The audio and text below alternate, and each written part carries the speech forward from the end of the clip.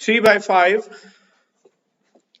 An ijara contract may be executed for an asset undertaken by the lessor to be delivered to the lessee according to accurate specification, even if the asset so described is not owned by the lessor.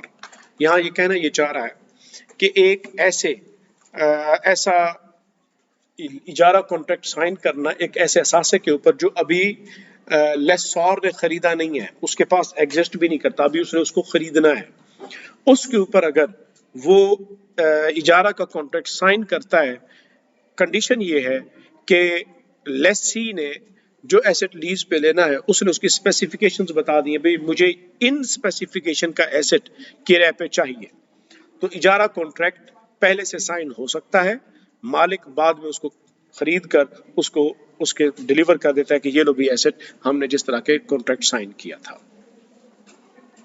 In this case, an agreement is reached to make the described asset available during the duration of the contract. इस दौरान मालिक क्या करेगा कि जो असासे की specifications तय हुई थी उनको हासिल करने की कोशिश करेगा और उनको खरीदेगा. Giving the lessor the opportunity to acquire, मालिक को अपॉर्चुनिटी दी जाएगी इस दौरान कि वो क्या करे, वो एसेट हासिल करे, और टू प्रोड्यूस इट, या वो खुद उसको बनाए, और तो ये इस बात की इजाजत है. It is not requirement of this lease that the rental should be paid in advance as long as the lease is not executed according to the contract of salam. अच्छा, बाज़ औक़ात ऐसा भी होता है, इसके ऊपर इसको हम कहते हैं, ये जो बात चल रही है इजारा मौसूफा बिज़िम्मा की, इसे क्या कहते हैं, इजारा मौसूफा बिज़िम्मा.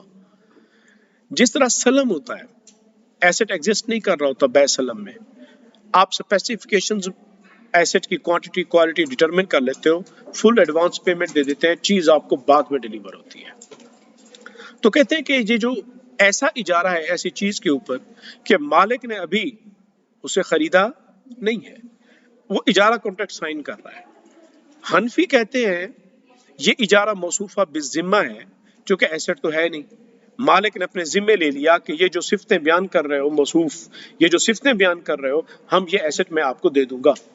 वो कहते हैं ये सलम फिल मनाफा हो जाता है, ये सलम फिल मनाफा है. वो कहते हैं मनाफा इसलिए है कि भी इजारा है, इजारे के अंदर ओनरशिप तो उसी की रहेगी जो मालिक है, लेकिन चीज भी हवाले अभी नहीं कर रहा, चीज तो बाद में मिलेगी. तो कहते हैं ये ऐसे ही हो गया जिस तरह के उसने जो फरक्ट के ऊपर सलम कर लिया. हनफी कहते हैं ये जायज नहीं है. हम्बली और इमाम शाफी वो फरमाते हैं कि एक कंडीशन पे जायज है कि अगर ये इजारा किया जाए और ये कंडीशन ना रखी जाए कि इजारा के लिए, कॉन्ट्रैक्ट के लिए वो ये लफ्ज इस्तेमाल करे कि जनाब मैं इसके ऊपर सलम के जरिए इजारा कर रहा हूं, सलम का लफ्ज इस्तेमाल ना किया जाए. क्या ना इस्तेमाल किया जाए? सलम का लफ्ज इस्तेमाल, क्योंकि सलम के अंदर नॉर्मली होता है ये एडवांस पेमेंट होती है और ऐसे डिलीवर बाद में होता है.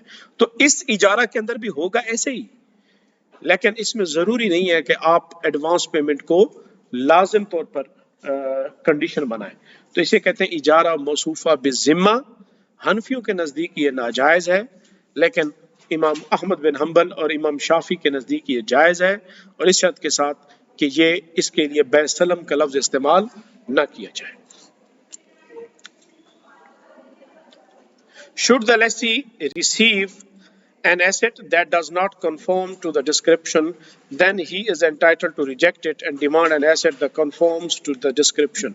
वो कहते हैं लेसी के लिए जायज है कि वो जब एसेट उसको दिया जाएगा, अगर एसेट के अंदर वो क्वालिटीज, वो स्पेसिफिकेशंस मौजूद नहीं है जो उसने कही थी, तो उसको राइट है कि वो क्या कर दे, इनकार कर दे. वो ये कहे कि सॉरी जनाब, ये तो एसेट वो है ही नहीं जिसके बारे में मैंने आपके साथ कॉन्ट्रैक्ट किया था, इस वजह से वो इसका इनकार कर सकता है.